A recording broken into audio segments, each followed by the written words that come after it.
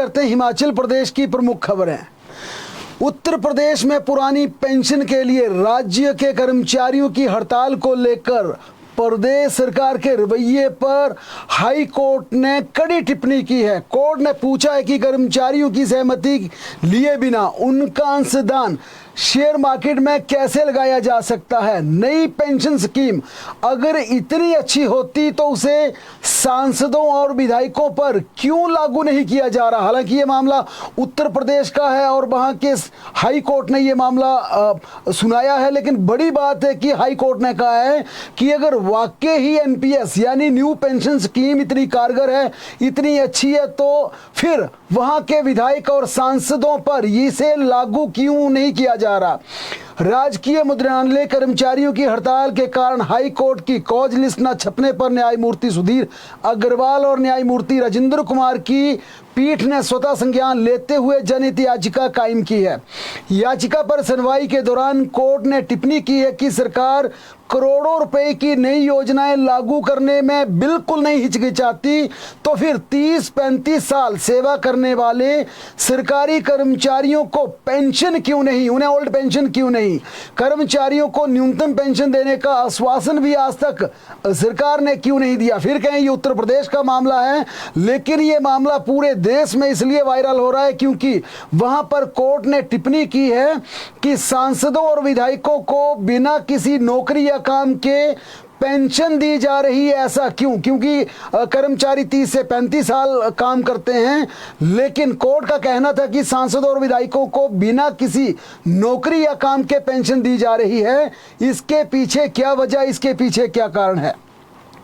ऐसे लोग वकालत या दूसरा व्यवसाय भी कर सकते हैं। कोर्ट ने यह महत्वपूर्ण कहा है कि जो विधायक या सांसद है वो दूसरा कार्य भी कर सकते हैं, वे कोर्ट में प्रैक्टिस कर सकते हैं, अपना व्यवसाय भी कर सकते हैं, जबकि सरकार को लंबी सेवा देने वाले कर्मचारियों को पेंशन भी नहीं दी जा रही, ओल्ड पेंशन नहीं दी जा रही। जाहिर तौर पर सिर्फ हिमाचल प्रदेश में ओल्ड पेंशन दी गई है, बाकी राज्यों में जहां दी थी वहां पर ये विड्रॉ कर ली गई है। इसलिए ये उत्तर प्रदेश का मामला पूरे देश में खूब सुर्खियां बटोर रहा है, क्योंकि सरकार को इस मामले पर उत्तर प्रदेश की सरकार 25 फरवरी को हाई कोर्ट में जवाब देने के लिए कहा गया है। अगर नई पेंशन योजना अच्छी है तो उसे सभी पर लागू किया जाए। आगे कोर्ट ने यह भी कहा है कर्मचारियों का पैसा सरकार शेयर में लगा रही है, यदि ये रकम डूबती है तो इसका जिम्मेदार कौन होगा। क्योंकि जिस प्रकार चाहे वो प्रदेशों की बात की जाए, देश की बात की जाए या ग्लोबल बात की जाए, शेयर मार्केट जिस प्रकार से धड़ाम नीचे गिर रही है, उस पर भी कोर्ट ने यह तल्ख टिप्पणी की है कि अगर कर्मचारियों का अंशदान अगर शेयर मार्केट में डूब जाता तो इसकी रिस्पॉन्सिबिलिटी कौन लेगा।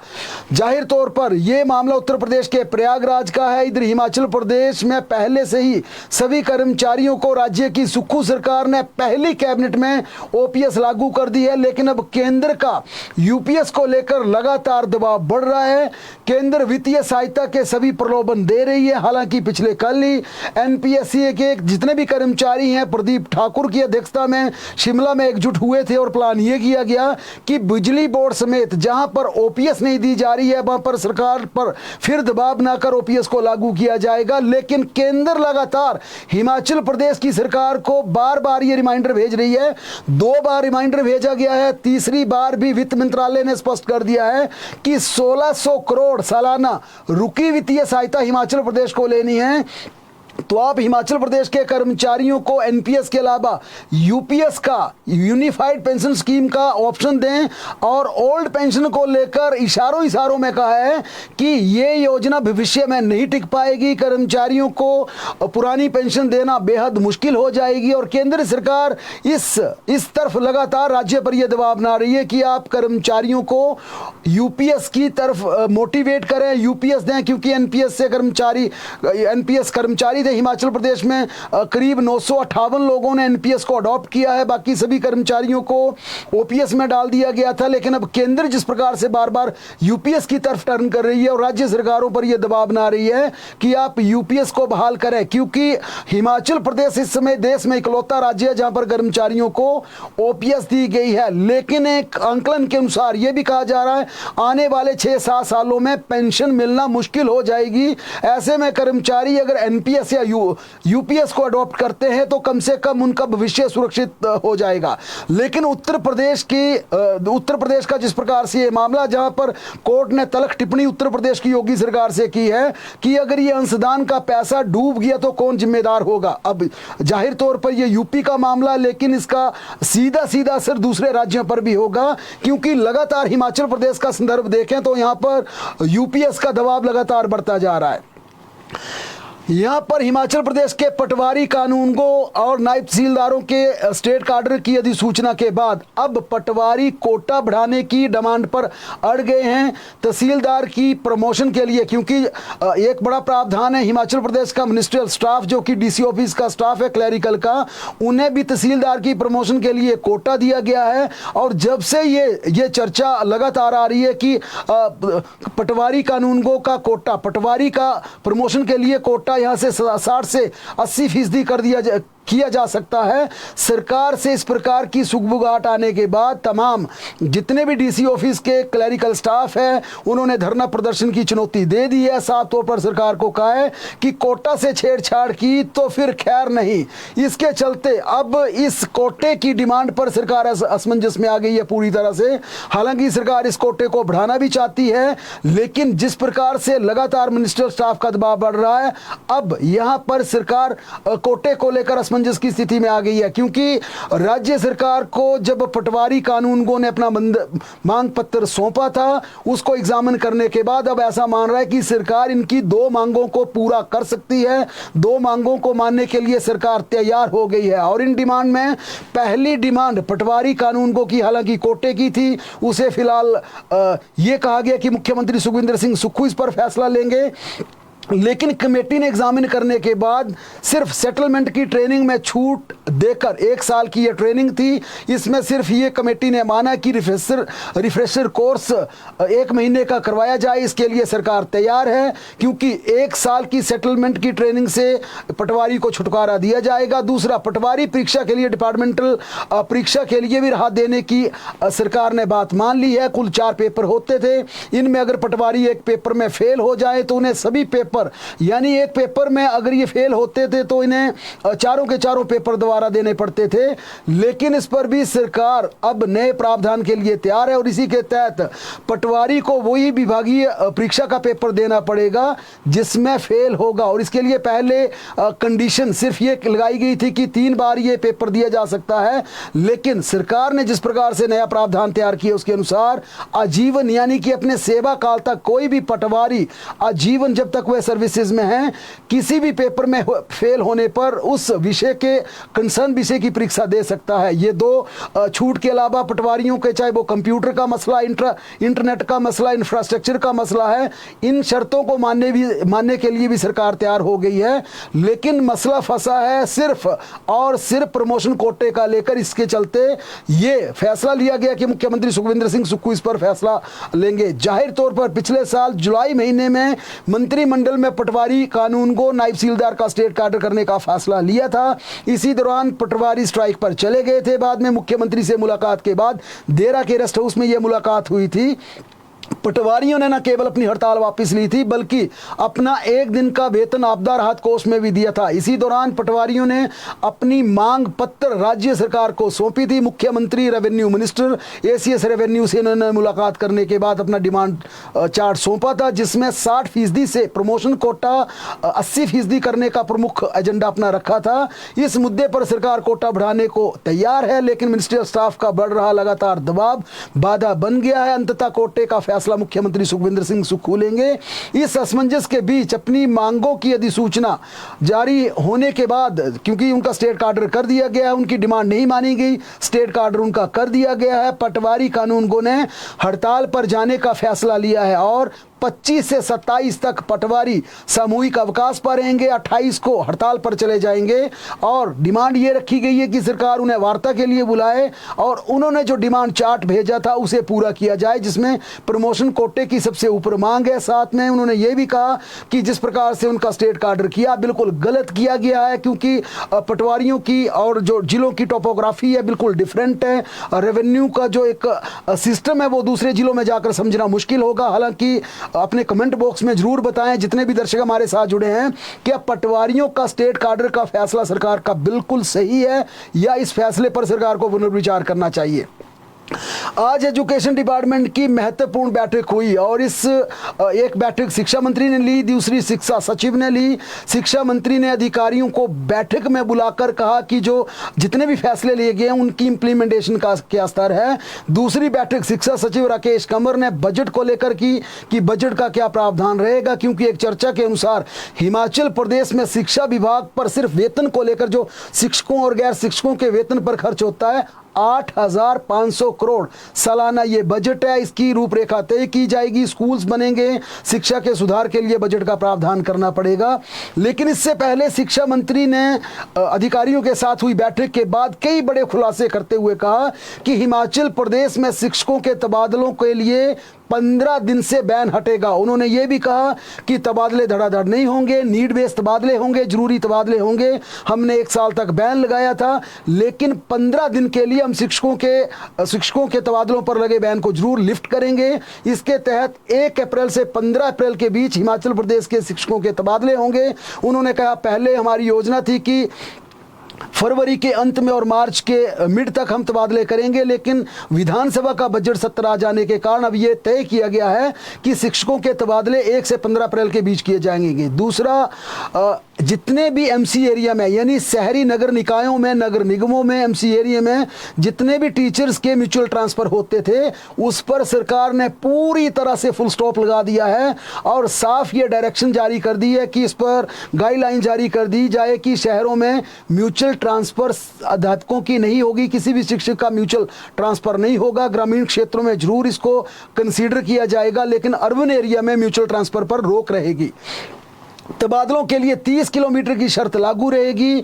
1 अप्रैल से हिमाचल प्रदेश में जितने भी, चाहे वो बैच वाइज हैं या कमीशन के थ्रू नए शिक्षक हैं, उन्हें 1 अप्रैल को ज्वाइनिंग लेटर दे दिए जाएंगे, उनकी ज्वाइनिंग करवा दी जाएगी। ये शिक्षा मंत्री ने कहा। एनटीटी की भर्ती को लेकर बड़ा खुलासा किया कि हिमाचल प्रदेश में एनटीटी की भर्ती एनसीईआरटी के मापदंडों के आधार पर होगी, यानी मान्यता प्राप्त, देश के मान्य प्राप्त संस्थानों में 2 साल का डिप्लोमा करने वाले पात्रों को ही आउटसोर्स के आधार पर एनटीटी में शामिल किया जाएगा। साथ में यह भी कहा कि यह केंद्र का प्रोजेक्ट है, इसमें भविष्य की रणनीति बनाना मुश्किल है, क्योंकि जब सेंट्रल प्रोजेक्ट खत्म हो जाएगा और इन अध्यापकों की स्थायी नियुक्ति को लेकर भी सस्पेंस रहेगा, क्योंकि केंद्रीय प्रायोजित जितने भी प्रोजेक्ट होते हैं उसमें जब तक प्रोजेक्ट चलेगा तब तक नौकरी होगी, बाद में नौकरी जाएगी।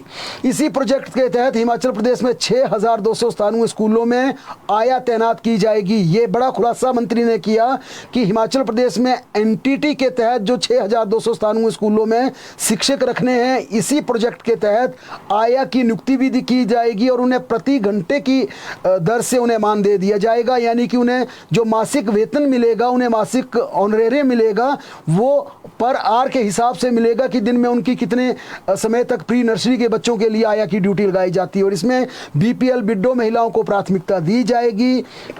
इसके साथ साथ इसमें इंस्ट्रक्टर भी भर्ती किए जाएंगे। दूसरा, हिमाचल प्रदेश में डायरेक्टरेट को लेकर 1ली से 12वीं तक जिस प्रकार से डायरेक्टरेट को लेकर एक चर्चा चल रही है, उसमें ये स्पष्ट कर दिया है कि 1ली से लेकर 12वीं तक एक डायरेक्टरेट होगा जिसका नाम डायरेक्टरेट ऑफ स्कूल होगा और इसमें आईएएस अधिकारी तैनात होगा, यानी अब शिक्षा विभाग का डायरेक्टर आईएएस अधिकारी होगा। इसके नीचे 2 एचएएस अधिकारी होंगे जो एलिमेंट्री और हायर एजुकेशन की व्यवस्था देखेंगे, लेकिन उनका टॉप बॉस आईएएस अधिकारी होगा, डायरेक्टर आईएएस अधिकारी होगा। और जिलों का स्ट्रक्चर यथावत जारी रहेगा, यानी जिलों में जो डिप्टी डायरेक्टर हायर और एलिमेंट्री होते हैं वो पहले की तरह काम करेंगे। उनकी रिपोर्टिंग डायरेक्टर हायर को होगी जो कि एजुकेशन डिपार्टमेंट में आईएएस अधिकारी होगा।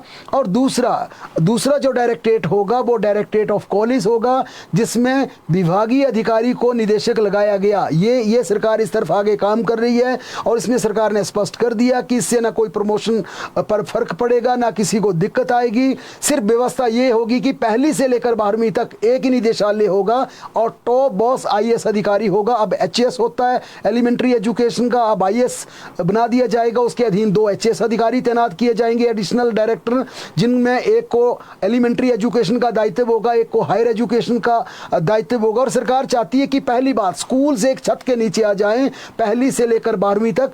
दूसरा, जवाबदेही एक ही बॉस के पास हो, यह बहाना ना बने कि मेरा डायरेक्टर तो हायर है, मैं एलिमेंट्री की क्यों मानूं, मेरा बॉस तो एलिमेंट्री वाला, मैं हायर क्यों मानूं। इसके पीछे सरकार ने यह स्पष्ट किया है। हिमाचल प्रदेश में शास्त्री भर्ती पर एक बार फिर रोक लगा दी है। शास्त्री भर्ती के लिए सरकार ने बीएड को अनिवार्य कर दिया था। उधर नए भर्ती नियमों को लेकर शास्त्री बेहद खफा चल रहे हैं, सरकार से नाराज चल रहे हैं और उन्होंने सुप्रीम कोर्ट की तरफ रुख कर लिया है। शास्त्री भर्ती में बीएड अनिवार्यता के विरोध में आज बेरोजगार शास्त्रियों ने शिक्षा मंत्री से मुलाकात की और अपना दर्द बताया। उन्होंने कहा कि विश्वविद्यालयों या किसी भी संस्थान में शास्त्री बीएड का प्रावधान नहीं है। उन्होंने कहा कि हिमाचल में 5000 शास्त्री बिना बीएड के हैं। ऐसे में बेरोजगार शास्त्रियों ने भर्ती में सरकार से बीएड की अनिवार्यता को खत्म करने की मांग उठाई। शिक्षा मंत्री रोहित ठाकुर ने कहा कि अभी शास्त्री भर्ती के प्रोसेस को रोक दिया गया है क्योंकि मामला सुप्रीम कोर्ट पहुंच गया, इसके चलते हमने इसको होल्ड कर दिया है। लेकिन यहां पर शास्त्री जितने भी हैं उनका कहना है कि अगर बीएड के इंस्टीट्यूशन है ही नहीं तो हम बीएड कहां करेंगे, ये सरकार स्पष्ट करे।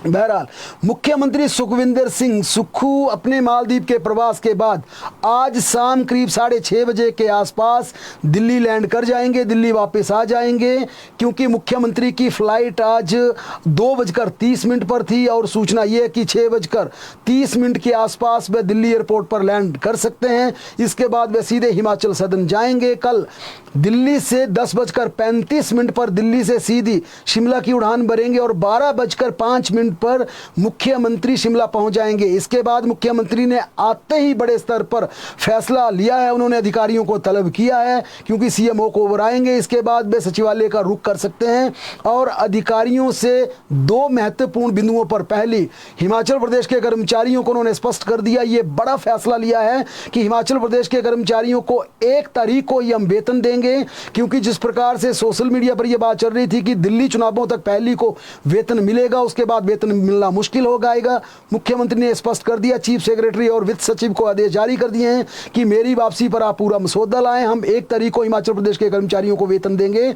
दूसरा, बजट को लेकर भी उन्होंने खाका मांगा है कि हिमाचल प्रदेश का जो प्रस्तावित बजट है उसे लेकर अधिकारियों ने क्या तैयारी की है। तीसरा, मुख्यमंत्री 26 फरवरी को मंडी के लिए रवाना होंगे, यानी 25 को शिमला पहुंचेंगे, 26 के लिए मुख्यमंत्री शिवरात्रि के लिए रवाना होंगे। हालांकि इसी बीच प्रयास ये भी किए जा रहे हैं कि मुख्यमंत्री कल प्रयागराज महाकुंभ में जाकर स्नान करें, लेकिन सूचना के अनुसार पूरे परिवार को वहां से टिकट की कंफर्मेशन नहीं हो रही है क्योंकि शिवरात्रि महायोजन के चलते जिस प्रकार से रश बढ़ गया है, फ्लाइट सारी बुक जा रही हैं, पूरी तरह पैक जा रही हैं वहां पर। अब ये देखा जा रहा पूरे प्रोसेस में, आज भी सीएम कार्यालय इस प्रोसेस में लगा रहा है कि कहीं ना कहीं मुख्यमंत्री जिस प्रकार से प्रयागराज जाना चाहते हैं उनके लिए टिकट कन्फर्म हो जाए। और यह भी चर्चा, हालांकि मुख्यमंत्री का आधिकारिक टूर जारी कर दिया है, कल मुख्यमंत्री 12 बजे शिमला पहुंच जाएंगे, लेकिन साथ में दूसरी ये भी तैयारी चल रही है, संभावनाएं तलाशी जा रही हैं, अगर वहां पर कन्फर्मेशन उनकी प्रयागराज के लिए फ्लाइट से टिकट बुकिंग की हो जाती है तो कल मुख्यमंत्री प्रयागराज भी जा सकते हैं। ऐसे में 25 को मुख्यमंत्री सीधे दिल्ली से मंडी आ सकते हैं क्योंकि शिवरात्रि के महायोजन में उनको शिरकत करनी है। लेकिन फिलहाल जो उनका ऑफिशियल टूर जारी हुआ है उसके अनुसार कल सीएम 12:05 पर यहां पर शिमला में लैंड करेंगे। स्वास्थ्य मंत्री डॉक्टर कर्नल धनीराम शांडिल ने आज उच्च स्तरीय क्रय समिति की बैठक की अध्यक्षता की। बैठक में आदर्श स्वास्थ्य संस्थानों को विश्व स्तरीय मानकों के सभी आवश्यक मशीनों और उपकरणों से लैस करने की दर अनुबंध निविदाएं जारी करने की स्वीकृति प्रदान की गई। उन्होंने कहा, सरकार द्वारा प्रदेश में 69 आदर्श स्वास्थ्य संस्थान स्थापित किए जा रहे हैं जिसमें सभी विधानसभा क्षेत्रों में 1-1 और लाहौल स्पीति में 2 आदर्श स्वास्थ्य संस्थान स्थापित किए जाएंगे। जिला कुल्लू में पर्यटन गतिविधियों को बढ़ावा देने के उद्देश्य से सरकार ने कुल्लू बस अड्डे से पीच पैराग्लाइडिंग पॉइंट तक 80 80 करोड़ रुपए की अनुमानित लागत से एरियल रोपवे के निर्माण को मंजूरी प्रदान की है। कुल्लू जिला पीच गांव सड़क मार्ग से लगभग 12 किलोमीटर दूरी पर स्थित है। 1.20 किलोमीटर लंबे रोपवे के निर्मित होने से पर्यटकों और कुल्लू की जनता के लिए सुरक्षित और सुविधाजनक परिवहन का विकल्प उपलब्ध होगा। हिमाचल सरकार नगर एवं नगर नियोजन विभाग टीसीपी के नियमों में क्रियान्वयन को लेकर बड़ा फेरबदल करने जा रही है। इसकी शुरुआत जनजातीय जिला लाहौल स्पीति से होगी। यहां टीसीपी एक्ट को लागू करने के लिए पंचायतों को अधिकृत किया जा रहा है। इसमें सरकारी, गैर सरकारी के अलावा व्यावसायिक तथा रिहायशी भवनों के निर्माण को पंचायतें रेगुलेट करेंगी। हर निर्माण में पूरी तरह से टीसीपी के नियम लागू होंगे, लेकिन विभाग का यहां किसी तरह का दखल नहीं होगा। विभाग की तर्ज पर पंचायतें टीसीपी नियमों के हिसाब से काम करवाएंगी और इसके बाद ये योजना पूरे अन्य इलाकों में भी लागू की जाएगी। केंद्रीय रक्षा मंत्री राजनाथ सिंह आज हिमाचल प्रदेश के दौरे पर आए। मंडी के आईआईटी कमांद में वे 16वें स्थापना दिवस कार्यक्रम में बतौर मुख्य अतिथि शामिल हुए। उन्होंने कहा कि अपने पब्लिक जीवन में किसी संस्थान के स्थापना दिवस पर पहली बार आए हैं। ये उन्होंने कहा कि मेरे लिए सौभाग्य की बात है। मैंने सोचा सामान्य कार्यक्रम मंडी में रखा होगा, लेकिन यहाँ आकर कह सकता हूँ कि मेरे लिए सरप्राइज है। इस दौरान उन्होंने संस्थान के मेधावी छात्रों और उत्कृष्ट काम करने वाले शिक्षकों कर्मचारियों को young faculty fellow award, young achiever award, student academic excellency award और स्टूडेंट टेक अवार्ड से नवाजा। राजनाथ सिंह के इस दौरे के चलते भारतीय जनता पार्टी के कई दिग्गज हिमाचल प्रदेश के नेता मंडी पहुंचे। हिमाचल प्रदेश के प्रभारी, भारतीय जनता पार्टी के प्रभारी श्रीकांत शर्मा, नेता प्रतिपक्ष जयराम ठाकुर समेत अधिकतर नेताओं का जमावड़ा आज मंडी में रहा। इस दौरान वरिष्ठ नेताओं की आपस में बंद कमरे में मंत्रणा भी हुई। इसी बीच खबर आई है कि हिमाचल प्रदेश भारतीय जनता पार्टी के अध्यक्ष पद का फैसला फिलहाल कुछ समय के लिए लटक सकता है। इसमें डिले हो सकता है। हालांकि अध्यक्ष पद की बात की जाए तो साफ तौर पर भारतीय जनता पार्टी का नया बॉस बनने के लिए, पार्टी का नया मुखिया बनने के लिए अब भी बिलासपुर सदर के विधायक त्रिलोक जम्वाल का नाम सबसे आगे चल रहा। और ये साफ कर दिया गया है कि अगर विधायक वाली कोई कड़ी शर्त इस पर लगी, अगर ऐसा पार्टी केंद्रीय नेतृत्व ने ऐसा तय किया कि किसी विधायक को अध्यक्ष नहीं बनाया जाएगा, तो ऐसे में राजीव भारद्वाज जो कि लोकसभा कांगड़ा के सांसद हैं। इसके अलावा दूसरा बड़ा नाम प्रोफेसर सिकंदर का है जो कि राज्यसभा सदस्य हैं। तीसरा बड़ा नाम इंदु गोस्वामी का है। इन 3 नामों पर अगर विधायक वाली कोई कड़ी शर्त लगती है तो इनमें कोई एक फैसला हो सकता है। ये भारतीय जनता पार्टी की तरफ से मंथन चल रहा है, लेकिन इतना भी स्पष्ट है कि अब हिमाचल प्रदेश भारतीय जनता पार्टी के अध्यक्ष पद को लेकर कुछ समय और लग सकता है। ये मामला डिले हो सकता है। हिमाचल में 500 करोड़ रुपए का बजट डाइवर्ट करने पर सियासी घमासान छिड़ गया है। बीजेपी का आरोप है कि सरकार ने रेलवे और केंद्रीय योजनाओं का फंड ट्रांसफर किया। वहीं कांग्रेस सरकार का दावा है कि सरकार ने स्टेट फंड को ट्रांसफर किया है। बिलासपुर से विधायक त्रिलोक जम्वाल द्वारा लगाए गए आरोपों के जवाब में आज कांग्रेस के विधायक संजय अवस्थी ने जबरदस्त तरीके से पलटवार किया और उन्होंने कहा कि भारतीय जनता पार्टी को झूठ बोलने में शर्म आनी चाहिए। उन्होंने आरोप लगाया कि भाजपा किस प्रकार से झूठे आरोप लगाकर जनता को गुमराह कर रही है। संजय अवस्थी ने आज बाकायदा प्रेस को ब्रीफ करते हुए कहा कि त्रिलोक जम्वाल की बयानबाजी पूरी तरह से आधारहीन है। उन्होंने कहा जिस 500 करोड़ की बात जम्वाल कर रहे हैं वे केंद्र सरकार की नहीं बल्कि प्रदेश सरकार का पैसा। ये पैसा अनयूटिलाइज बैंक में पड़ा था।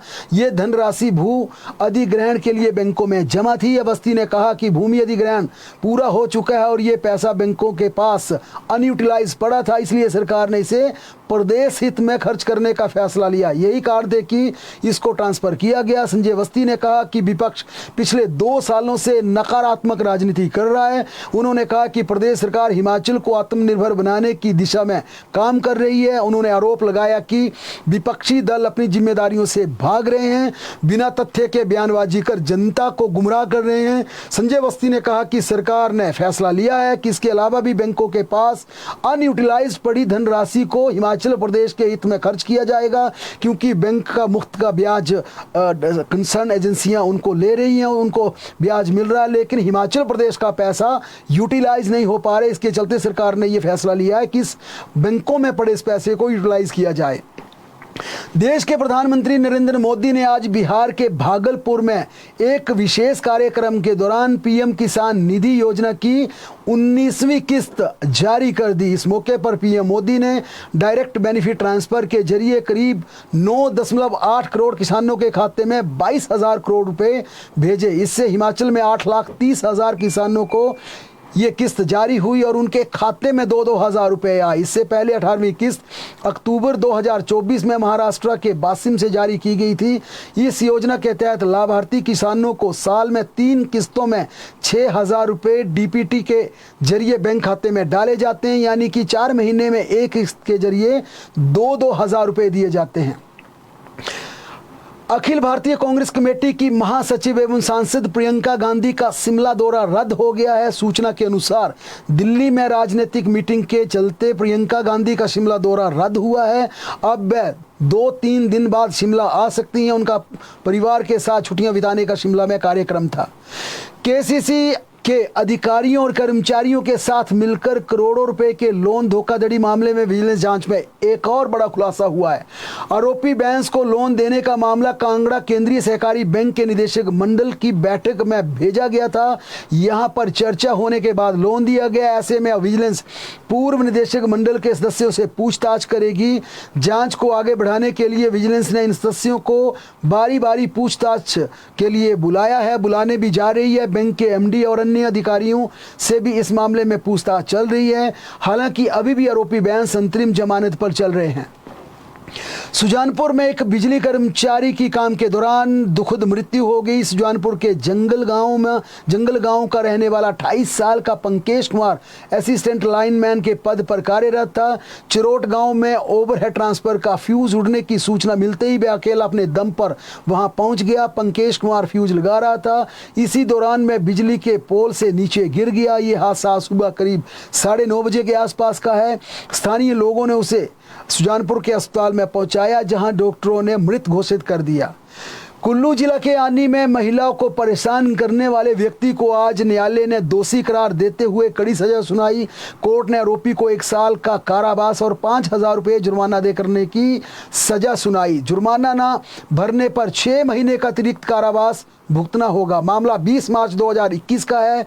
सैदरी गांव के 27 साल की एक महिला ने पुलिस चौकी नित्थर में शिकायत दर्ज करवाई थी। महिला ने आरोप लगाया कि वह अपने 11 वर्षीय बेटी के साथ अकेली घर पर रहती थी। उसने बताया कि उसी गांव का रामलाल शाम 7:45 बजे के आसपास उसके घर पर आया, उससे अश्लील बातें करने लगा, पैसे का लेन देन का प्रलोभन कर उसे तंग करने लगा। महिला की शिकायत पर पुलिस ने मामला दर्ज कर लिया और अब न्यायालय ने उसे दोषी करार देते हुए सजा सुनाई है। कुल्लू जिला के ढालपुर में 1,10,000 रुपए की रिश्वत के मामले में न्यायिक हिरासत पर चल रही खाद्य सुरक्षा विभाग की असिस्टेंट कमिश्नर भविता टंडन, खाद्य सुरक्षा अधिकारी पंकज और चपरासी केशव राम अभी फिलहाल जेल में ही रहेंगे। कोर्ट ने उनकी जमानत अर्जी की याचिका को खारिज कर दिया। ये सभी आरोपी ऊपरी अदालत में जमानत के लिए अर्जी दाखिल करेंगे, ऐसी सूचना है। हिमाचल में कल से फिर भारी बारिश और बर्फबारी हो सकती है। अगले 2 दिनों के लिए येलो अलर्ट जारी किया गया है। 27 और 28 को हिमाचल प्रदेश में ऑरेंज